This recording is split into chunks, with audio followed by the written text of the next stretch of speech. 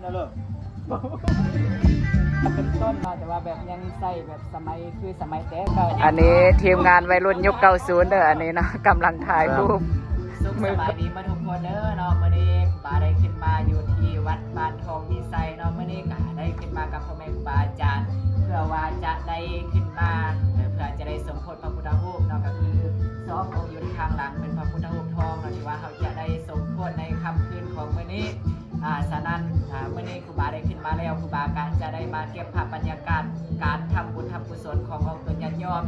ในเขตบ้านนอกหรือว่าเขตชนบทของสปป.ลาวจะเป็นแบบใดเนาะ กาฝากทุกคนอย่าลืมติดตามไปนำกันเนาะแต่ก่อนจะไปรับชมกับภาพบรรยากาศอย่าลืมฝากกดไลค์กดแชร์และกดติดตามช่อง YouTube เล็กๆน้อยๆของครูบานี่ให้ได้เด้อเพื่อจะได้รับชมกับภาพบุญภาพกุศลเนาะภาพบรรยากาศงานบุญต่างๆเพื่อว่าอนุรักษ์เห็นของประเพณีของคนลาวชาวพุทธเฮาเนาะตามเขตบ้านนอกเขตชนบทของพวกเฮาไปรับชมกันเลย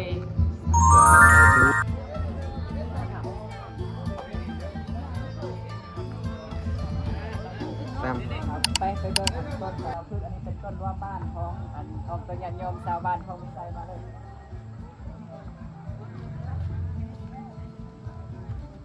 อันนี้สักประมาณเกินเลยเนาะให้เขามาเห็นสักครู่นั่นเลยตอนนี้นั่นเลยอันนี้ถือว่าเป็นต้นเนาะแต่ว่าแบบยังใส่แบบสมัยคือสมัยแต่เก่าเนาะที่ว่าเอางาไม้เนาะมาเห็นแบบมาประดับประดาเนาะติดเงินติด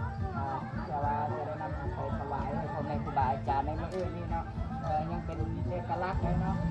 ยานาช่วงมื้อเช้านี่เนาะช่วงประมาณ4 โมงว่าเฮ็ดบุญอยู่เขต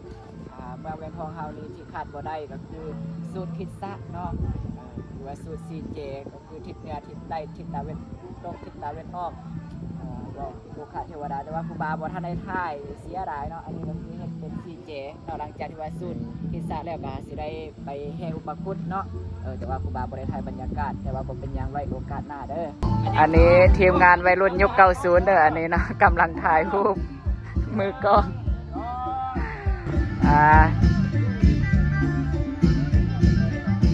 เป็นสิ่งที่ขาดบ่ได้เนาะในงานบุญใหญ่หรือว่างานบุญเฉลิมฉลองต่างๆเป็นเศรษฐสัตว์ขัจจมรเนาะพ่อแม่ครูบาอาจารย์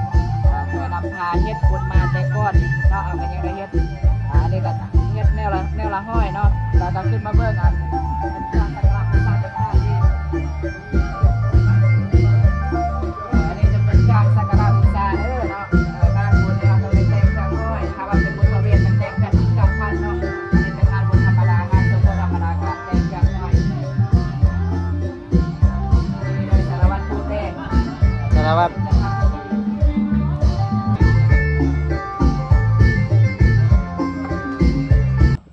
อันนี้ก็ถือว่าขอบเขตภายในวัดเนาะของบ้านทองมีไซ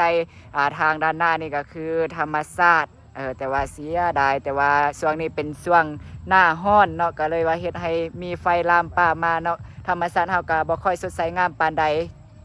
อิติปิโสภะคะวาอะระหังสัมมาสัมพุทโธวิสาจารณะสัพพโนอันนี้เป็นพิธีเบิกเนตรเด้อเนาะเบิกเนตรพระพุทธรูปโพธิสัตว์เป็นบริยาภาผู้เลืออันเอฟอันบันต้นกับโพธิสัตว์บ